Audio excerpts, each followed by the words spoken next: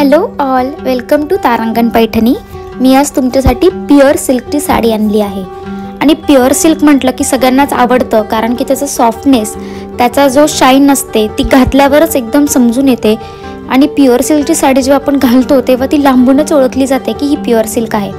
तर अशीच मी आज कडियल पैठणी तुमच्यासाठी आणली आहे। आणि तुम्ही पदर बघू शकता, साडीचा किती सुंदर पदर आलेला आहे।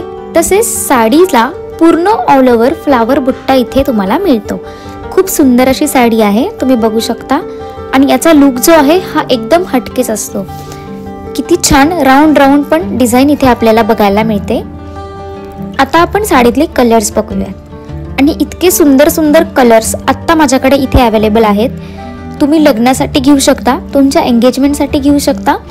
खूप छान कलर आहेत। निळा कलर म्हटल्यावर खूप सुंदर फोटो येतात। डार्क कलर मध्ये नेहमीच खूप छान फोटोशूट होतं।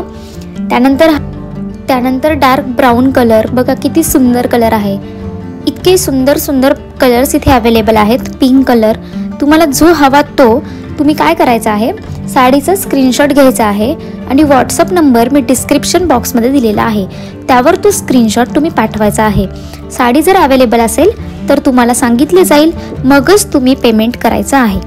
पेमेंट केल्यानंतर तुम्हाला आम्ही कुरिअरचे सगळे जे डिटेल्स आहेत ते आम्ही प्रोव्हाइड करतो व्हॉट्सअपला, आणि त्यावरून तुम्ही तुमची साडी जी आहे ती ट्रॅक करू शकता।